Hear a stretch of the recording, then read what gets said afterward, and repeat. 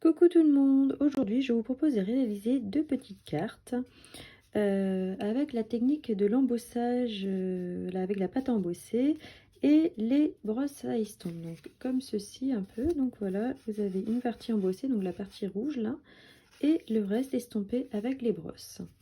Donc j'avais réalisé avec les nouveaux pochoirs, donc comme vous pouvez le constater, voilà, ça donne un effet assez sympa.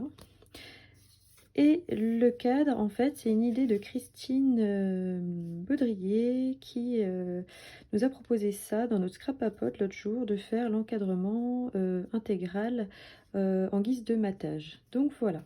Donc moi, je vais vous proposer avec cette technique-ci aujourd'hui.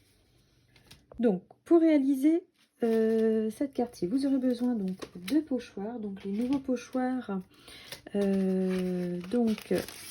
qui s'appellent Fleurs et papillons à superposer. Donc la référence c'est 158-142. Donc on va utiliser les deux pochoirs ici. De la pâte à embosser miroitante. Donc après vous pouvez prendre de la mat, mais la miroitante j'aime bien pour le côté brillant.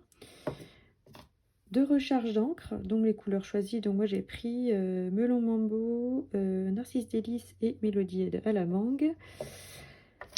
J'ai pris 3 brosses à estompe, du post-it et donc une base de cartes classique, donc 14,85 par 10,5, et un papier blanc, donc blanc simple de 10 par 14,3 cm. Tout d'abord, on va prendre un morceau de post-it. Alors, ce genre de post-it, vous en trouvez dans les magasins spécialisés style Bureau Vallée, Artéis. Voilà, donc il colle sur toute la longueur. Vous coupez la longueur que vous voulez. Et là, on va juste déchirer grossièrement au milieu.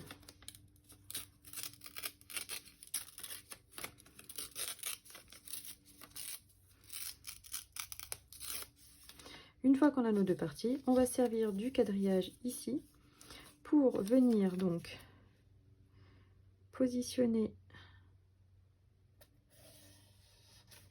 nos bandes de manière à ce qu'on colorie cette partie-là et celle-ci. Donc vous pouvez vous aider du quadrillage pour être droit, à peu près droit.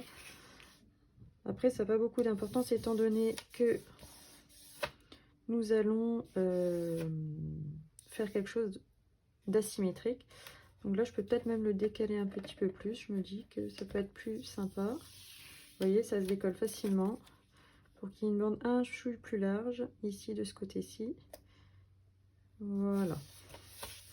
Ici, pour éviter qu'il y ait une zone que malencontreusement on pourrait ancrer, on va rajouter une bande. Donc après, si vous avez des post-it plus larges, vous coupez les extrémités. Moi, j'en ai pas, donc c'est pas grave, je m'en resservirai.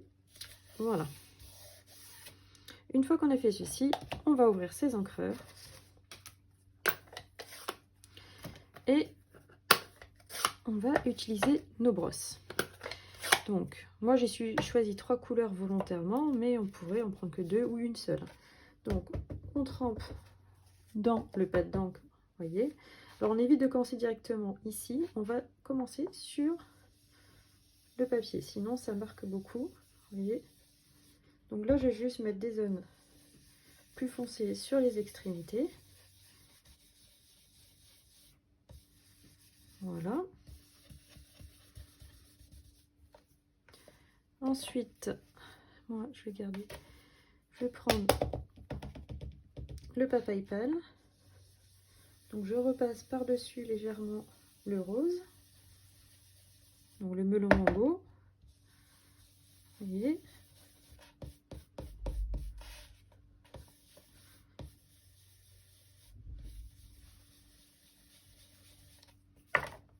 Et pour finir par le jaune, Narcisse Délice.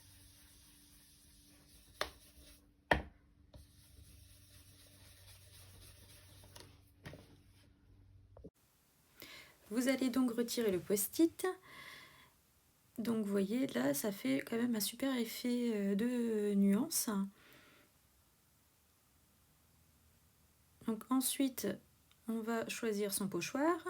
Donc là, on va prendre le papillon. Donc pour faire la base du papillon, on va utiliser les brosses. Donc on positionne le grand papillon.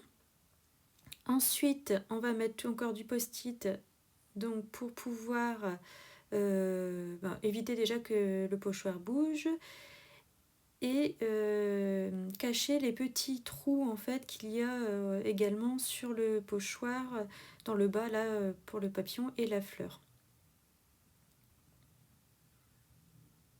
Alors oui, c'est un peu de la bricole, mais bon.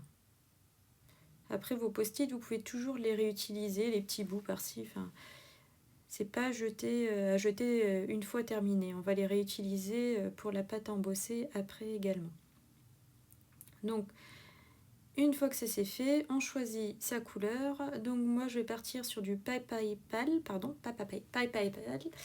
C'est pas facile à dire. On commence toujours sur un post-it ou à l'extérieur, jamais sur la feuille directement, sinon ça fait des grosses taches, comme pour les bordures tout à l'heure. Donc, vous voyez, l'utilisation des brosses, elle est super simple et ça fait beaucoup moins de marques que les doigts éponges, je trouve. Elles sont plus faciles à nettoyer, il suffit d'un peu d'eau et de savon et franchement, vous les obtenez quasi blanches à chaque fois. Il faut bien les laisser sécher par contre.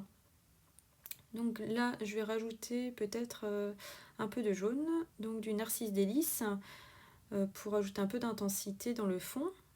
Alors c'est vraiment léger, hein, je fais sur les bords, c'est juste histoire de marquer un peu plus.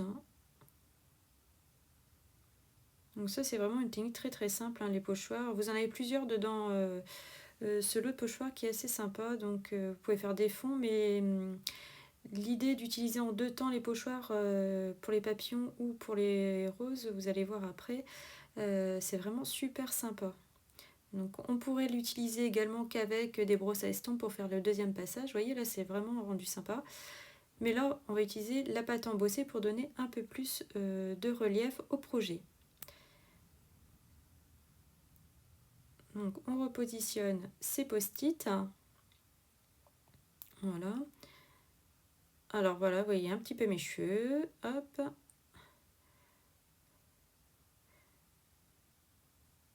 Et de la même manière que tout à l'heure, vous voyez, on vient vraiment boucher les petits trous.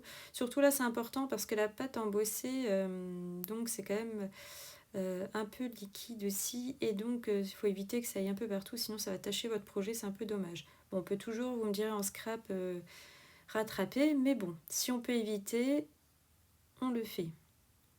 Du coup, je prends ma pâte embossée.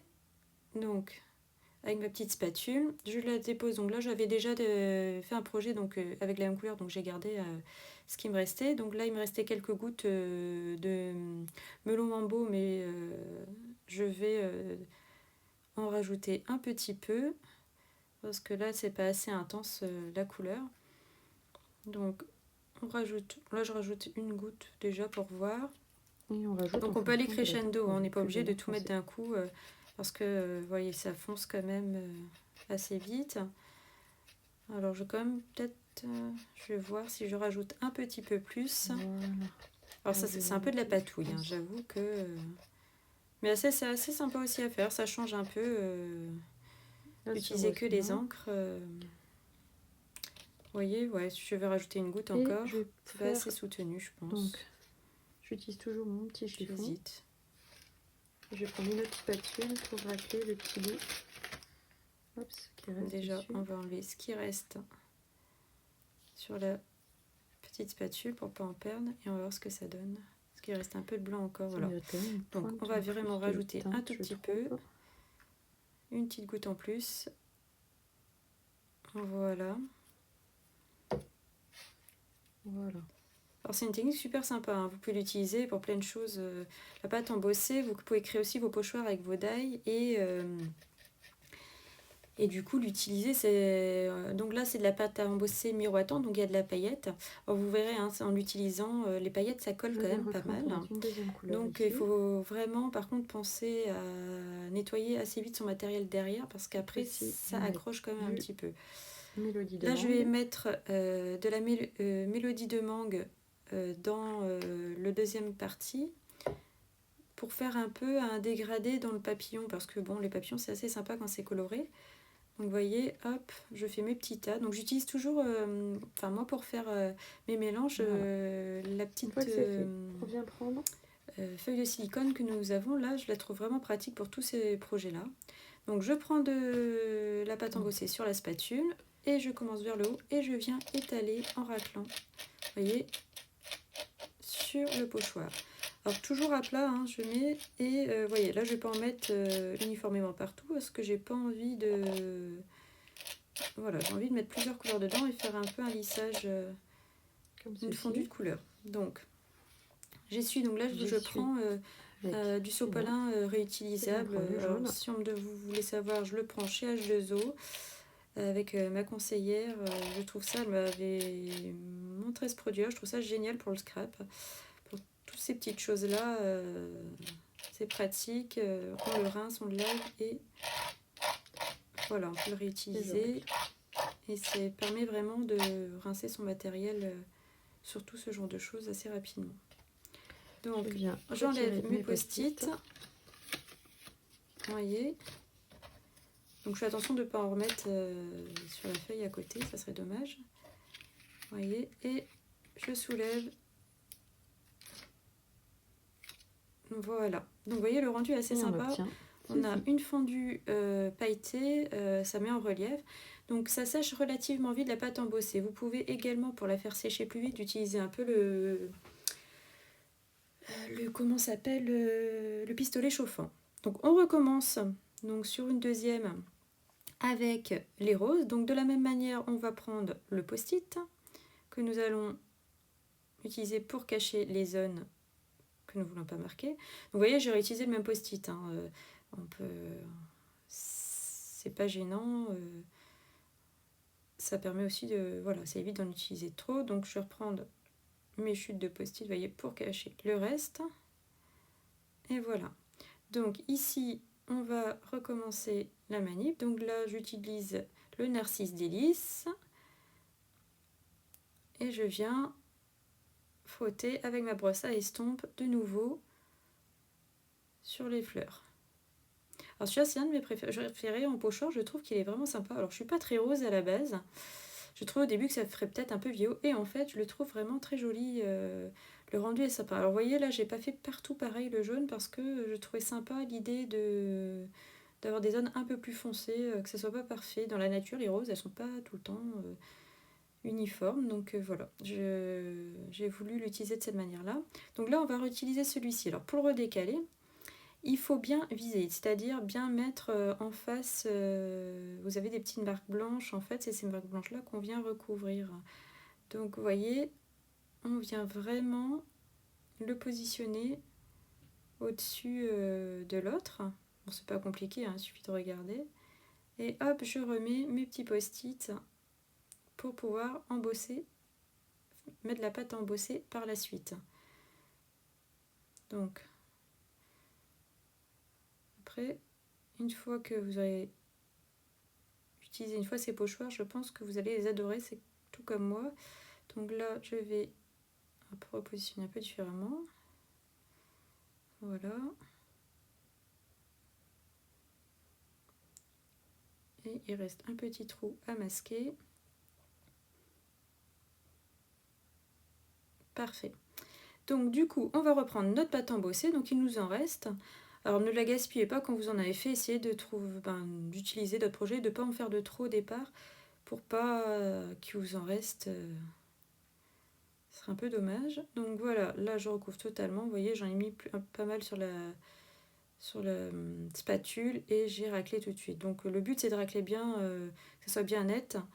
Là c'est assez rapide, hein, vous voyez. Donc là ce que je vais faire, donc j'enlève tous mes post-it et je vais habiller un peu plus ma feuille.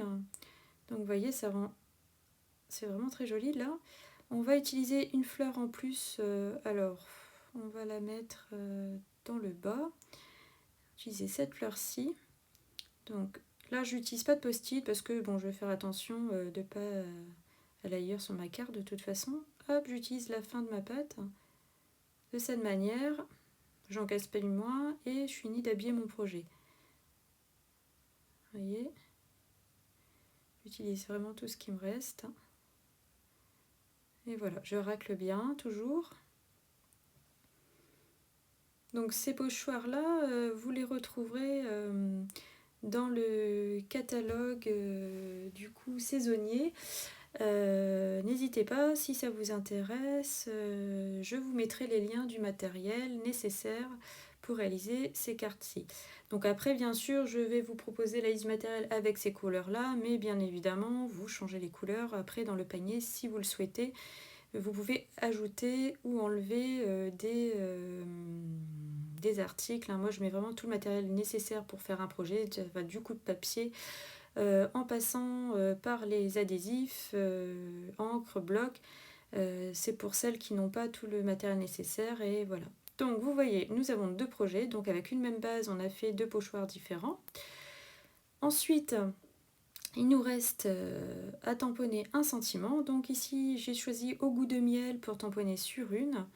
Donc avec le sentiment, je vais mettre une belle complicité. Voilà, pourquoi pas.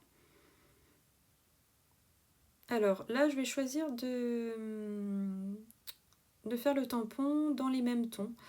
J'aurais pu prendre du noir pour le marquer un peu plus, mais là j'ai vraiment envie de rester dans un combo de couleurs. Voilà, mes 3 couleurs, les garder.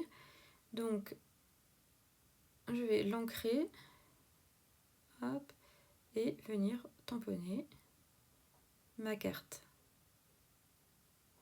Alors après, on pourrait la tamponner sur une étiquette et mettre un peu plus de relief. Là, c'est vraiment faire une carte assez simple, dans le principe un peu d'une simple stamping. Mais voilà, on peut encore la complexifier en fonction des envies. Donc là, finalement, je vais prendre une base de carte blanche pour la mettre. Donc moi, j'utilise là de la Tombow, là en colle. Vous pouvez mettre du double face, hein, c'est comme vous avez l'habitude de faire. Voilà, et je trouvais que le fond blanc était suffisant pour cette carte. Vous voyez, c'est déjà sec. Voilà, je fais tranquillement parce que je l'ai fait il n'y a pas longtemps, mais voilà. Donc voici une carte réalisée. Après, on va passer à la suivante. Donc, on va remettre un sentiment. Alors cette fois-ci, hop, je nettoie mon tampon quand même. On va prendre un autre set de tampons. J'avais vu un sentiment pour l'offrir cette fois-ci. Donc ça sera, ce sont les petites choses qui rendent la vie si belle. Je trouve que c'est pas mal comme petit mot. Envoyer. Voilà. Et de la même manière, j'utilise le melon bambo pour faire mon tamponnage. Voilà, mon sentiment. Vous voyez, hein, c'est des cartes assez simples, mais qui ont quand même leur petit effet waouh avec le côté pâte à embosser. Il ne nous reste plus à présent qu'à coller sur la base de cartes. Alors, j'espère que ce projet vous aura plu. N'hésitez pas à le faire voyager et à me laisser des petits commentaires si vous avez aimé et à me mettre des photos de ce que vous aurez réalisé. Vous pouvez me suivre sur les réseaux sociaux Facebook, YouTube, sous le nom de La Fée Kiki et j'ai sur mon blog www.lafekiki.com. Vous pouvez également me confier vos commandes sur ma boutique en ligne ou en me contactant directement. À bientôt!